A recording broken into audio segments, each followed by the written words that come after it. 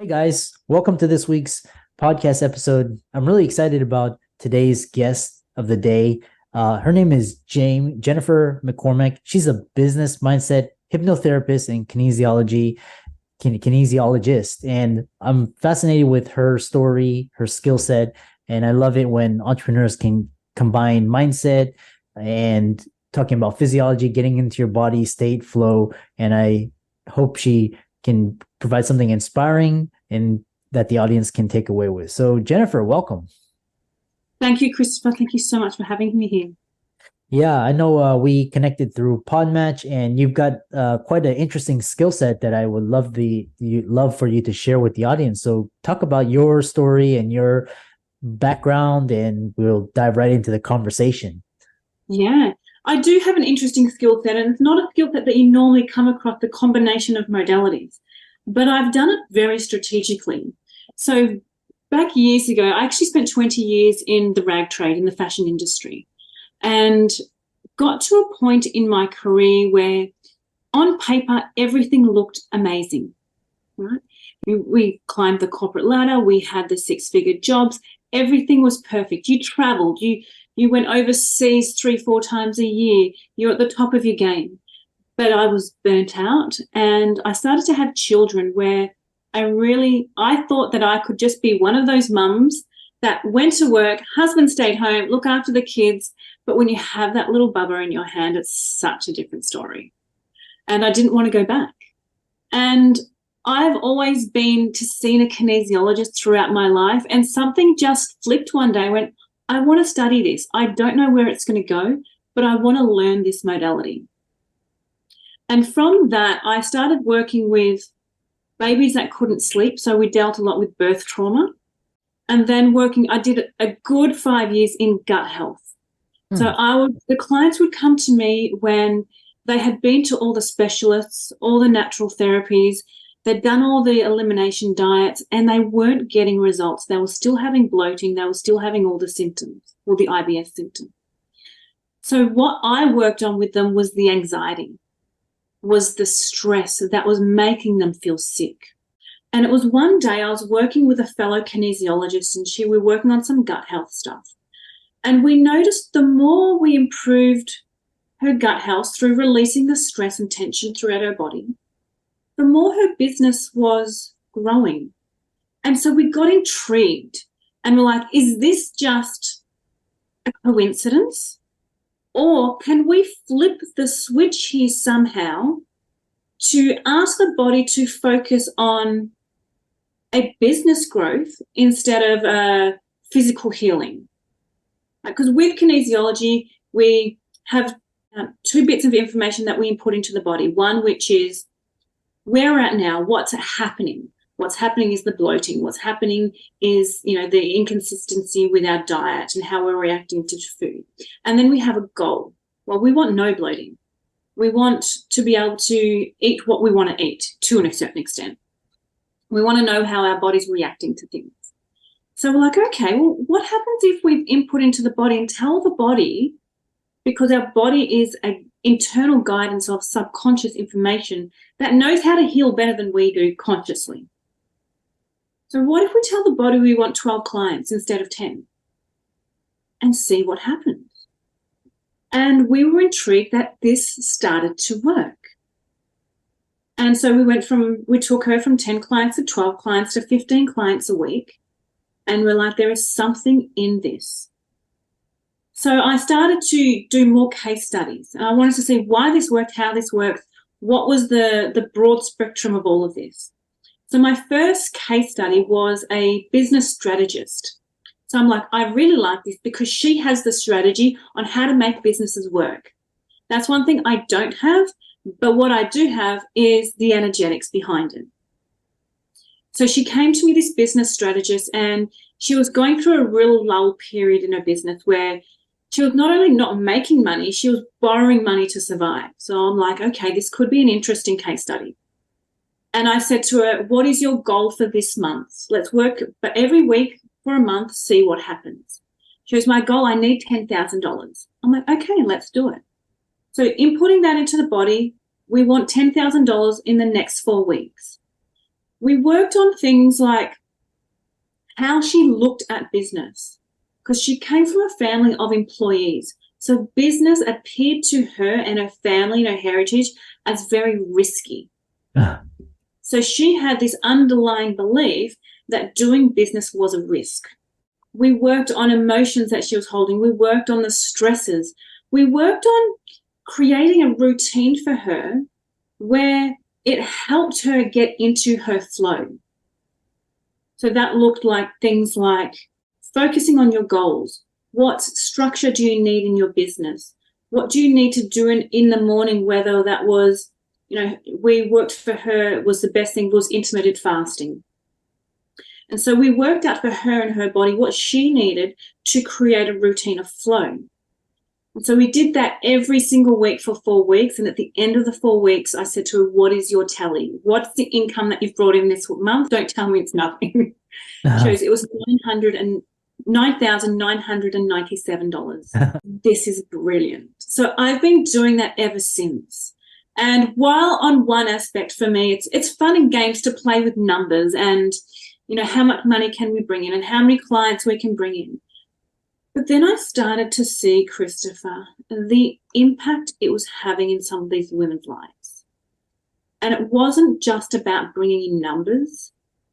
It was helping them escape abusive relationships where they were financially tied up in and they had no financial control. It helps single mums be able to not have to do 3 jobs to look after their family, but actually give them not even financial stability, but financial being able to thrive in that section. And that's why I do what I do. But why I brought in all these modalities, because while kinesiology works brilliant on the energetic level and the energetics filtrate into the cellular level, into the mind and into the consciousness and subconscious, there are some people that are stuck in their head. And women are really good at this. We are very good at making up stories that are not real. We're really good at holding on to past that we just need to let go of. So that's where things like NRT works brilliantly for that. Hypnosis is amazing. Just work on that cognitive level down to the energetics. So it's like approaching the mind, body, and soul from both directions, so we can get not only lasting results, but almost immediate results. Yeah. Really interesting, because I love how you're describing your ideal career. I mean, I have a similar story. It was like, I had the 6-figure, I had all the accolades, except I was living my parents' life, not my life. So what is interesting is you're talking about this, basically it sounds like you're talking about this law of attraction, which I wanted to delve more into because you have this energetic shift for business growth. And it reminds me of this one time I read The Secret by Rhonda Byrne. And at the end of the book, she's got this blank check. You can write a blank check to yourself from the universe. And I think, in my early 20s, I put like 100K, I never made that in, ever amount. And then I put that in like that. I think it was like a year later, like my income was like 102K or something like that. It was fascinating. But yeah, talk about in your work, you emphasize creating energetic shifts to help business owners scale to significant monthly earners. And could you describe what these shifts typically involve? I'm very fascinated. Yeah. Let's go back to a scientific level, right? So what we know with every cell in the body, right, is that it's made up of 0.0001% matter and 99.99% energy. And we know that energy acts as a magnet and it can be influenced by energy around it. So this is on a practical level. This is like when you walk into a room and everyone is stressed, like you feel that immediately, right? Or when you go into a room and everyone's having the best time, you're like, it's like infectious. Right? Yeah. And it's the same sort of thing. So when our cells and when our body is held with trauma of the past, with self-doubt, with beliefs that say that you can't have what you want, it attracts to your world exactly that. So part of this energetic work is what energy, what beliefs are you holding that do not serve where you want to go? And what you said about your career and living your parents' career, so to speak, or your parents' wishes, is so true, because we talk about the go with the flow, right? Yeah. I see go with the flow as in we're going with the flow of our inherited beliefs and values. And when we look at how we obtain those beliefs and values, they're instilled in us when we grow up. When we look at our primary caregiving years from 0 to 7, that's when most of our beliefs and our values and our programs are inbuilt, and that's from our parents. So if we want to live our parents' life, go with the flow, right? Yeah. But if we want something different, we're going to have to construct a different energy, a different way of thinking, a different internal program. And it's not until we start to go on that path and question, but why does this feel so hard when I actually really want it? And then you look underneath and you're like, well, because there is a belief that wealthy people are not good. The wealthy people only have one thing in mind. Wealthy people are X. The wealthy people are this, and they're not good people, right? Yeah. So why would I attract wealth to me if I think that I'm going to be a horrible person because that's what I grew up to believe, right? So it's being able to have that level of self-awareness to go, things aren't working out here. What is the underlying belief? And here's an example. I was talking to a girl years ago, and she was a beautician. And she was like, it's really hard for me to not only make money, but to hold money. And I'm like, isn't that interesting? Tell me about what you saw around money when you were growing up. Well, she's like, it's interesting because I come from a wealthy family. It's not the first time I've heard this. I've come from a wealthy family. Dad earned all the money. He was the primary caregiver, primary breadwinner. And he used to give mum money to pay the bills, to look after the family, blah, blah. But what I saw was that mum couldn't be trusted with money and dad drip fed her. So I made that believe, or she made that believe, that women were no good with money. So for her, if I don't feel good with money, if I don't feel like I can look after it, if I don't feel like I can be responsible with it, how can I trust myself with it? So therefore, I won't earn too much. I'll earn just enough, maybe a tiny bit more, but I will never earn enough where it makes me feel uncomfortable taking responsibility for it. So it doesn't matter if you come from a family from poverty or a wealthy family. What matters is what you saw and what you made that mean to you.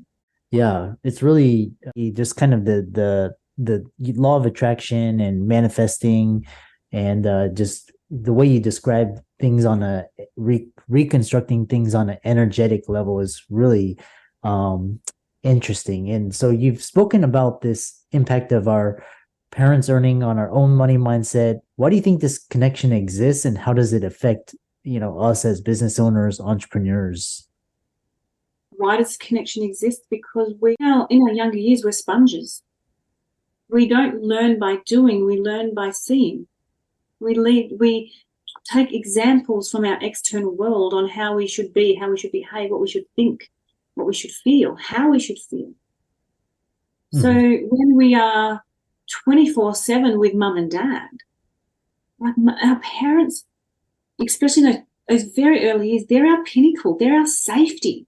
Whether that is emotional safety, physical safety, financial safety, we have a sense of safety with them. And we could go into that and look at relationships, right, and why some people keep attracting abusive partners.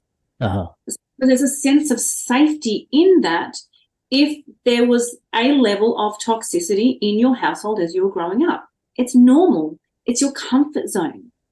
And you will naturally always draw back into your comfort zone. Now, your comfort zone might be highly toxic. It might be gambling, it might be addiction, but if it's normal for you and it's all you know, there's a cellular sense of safety there. Yeah. The unknown, the unfamiliar, that brings on that fight or flight system. It's like, oh, I don't know what I'm doing here. And sometimes that is money. Sometimes that is business. Sometimes that is exposure. Sometimes that is the world seeing you. I was having a conversation with one of my entrepreneurs last night, and we were talking about marketing. And it's almost like one line that I used with her is, the loudest person wins. Who can be seen the most, who can talk the loudest, who can have the biggest, broadest message. And she just goes, that just scared me. Let's unpack that. Why did it scare you?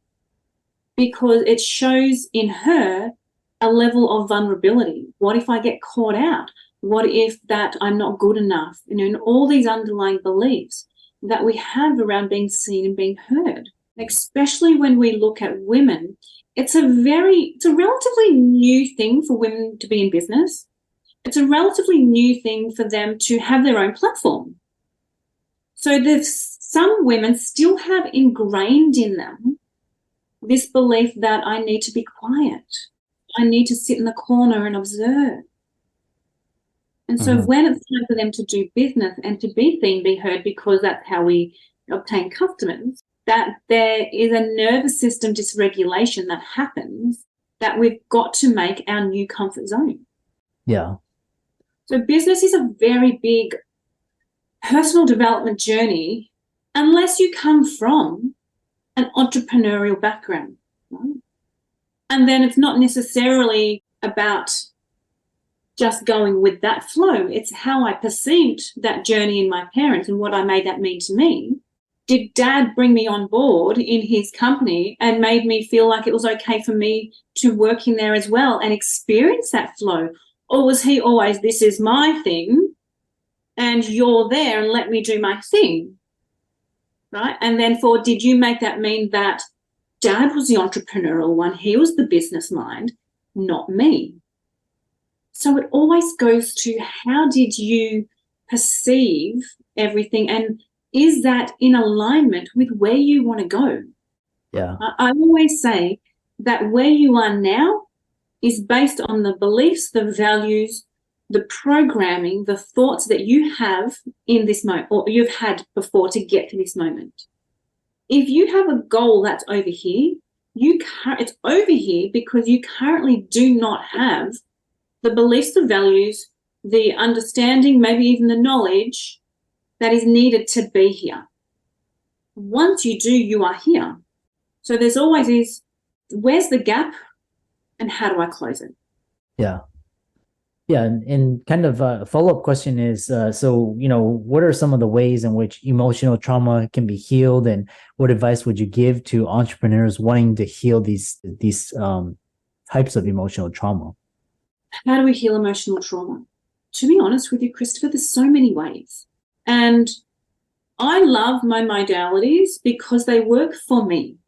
The ultimate thing here is you want a modality, no matter what it is, to be able to tap into your subconscious, because that's where the good changes are made, permanent changes are made. I can tell you, you know what? You are the person that gets the $1 million business. At a conscious level, you can fight that. You can make all the excuses. Oh, yeah, but I don't have the marketing skill set. Oh, yeah, but, I've never seen anyone do that. But on a subconscious level, it's totally different, right? On a subconscious level, especially when you go into, say, a hypnotic state, the barrier is lifted. So whether that barrier is lifted through hypnosis, whether that barrier is lifted through kinesiology, whether that barrier is lifted through breath work or journaling or anything like that, that is a very personal thing, right? I had one guy in here, he wanted to quit smoking.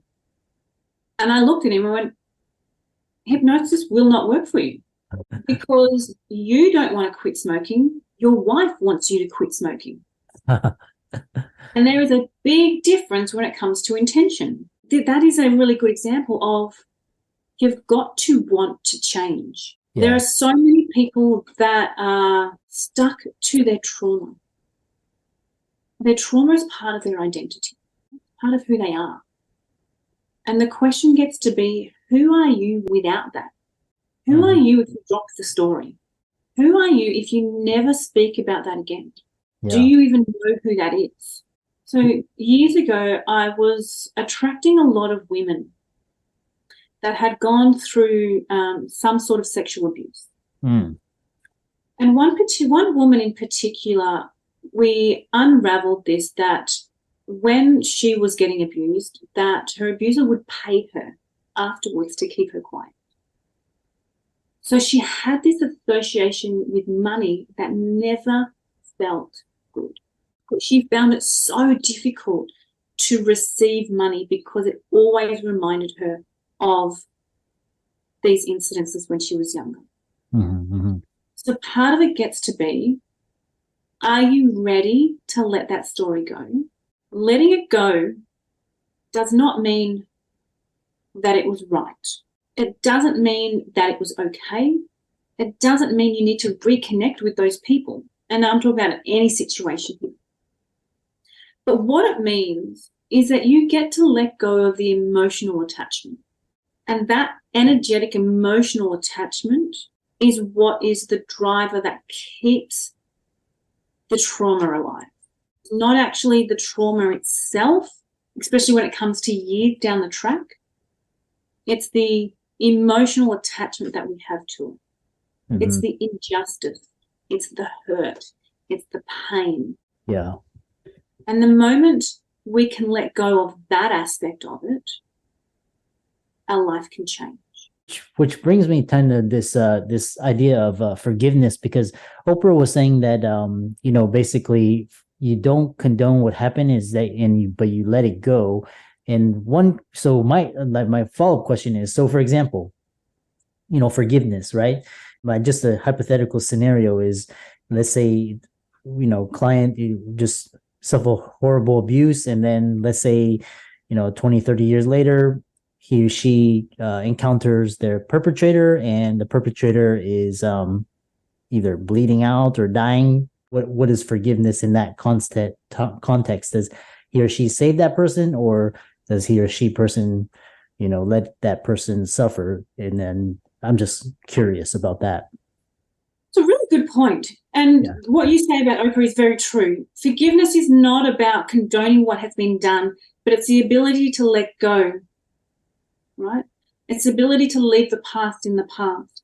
I always say the more you hold on to the emotions of the abuse, of the trauma, they are still controlling you. And you actually have the power to control you. Only you controls you. Right? So empower yourself, take back your power and go, do I want to keep focusing on this or not? And this is where we can go into the NRT, which is about how do we rewire the brain, not to necessarily come into a positive state, but out of a negative state, right? So it can be neutral. I always say this, forgiveness is not about condoning, it's about letting go, but you're also allowed to have boundaries around that. So if you were mistreated as a child, the forgiveness is for you, but you're also allowed to have boundaries around that to be whatever you want them to be. Mm-hmm. That doesn't mean I need to go back to that person. That doesn't mean I still need to associate with that person. Mm-hmm. They're boundaries. And that's very different from forgiveness. Go ahead. Sorry. Go ahead. So to your question, what do you do if you find them? You can do whatever you want because you have free will. But if you are not helping them for revenge or to watch them suffer, then I ask the question, have you truly let go? Because when we look at revenge, what is revenge anchored in? There is an emotion in you that revenge is anchored in, which tells me you fully haven't let go of what's happened. Interesting. Yeah. because it's kind of interesting because it's kind of the intention, like, revenge is intentional, like, so it's kind of interesting that, and I love this idea of boundaries. I have to think more after our talk about this, and because it's kind of cliche now. People are like, oh, just let it go, forgiveness. But then actually, if you actually think about it, like put your feet to the fire, if like they were suffering, do you let them suffer? And then, the other thing was there's like different levels of forgiveness. It's like, kind of like you basically forgive to heal, but then also there's forgiveness to love, basically where you love the people that hurt you, that cause your suffering. That's like kind of Mother Teresa level. That takes, huge amount of, courage to live it at that, Christopher. And I personally look at this from an observation perspective, right? Yeah. And it is the acknowledgement that we are all on our individual journeys. So my journey is very different to your journey. And it's less about love as in what we perceive as love, in the Hollywood movies and whatnot, but more as love as acceptance, more as love as, I know you're a toxic person and you're not changing, and that is okay, because I don't have control over you and you have free will, and this is your life and your life path that you get to live, and that is okay. Yeah. But I also get to have my boundaries and go, how much in your world do I want to be or not? Right? And this goes a lot when I see toxic parents, right, that have neglected children or abused them in some sort of way. It's like, we can forgive our parents, but does that mean you need them 100% in your world? Right? And what you said before, it's like, do I want to step back in the fire?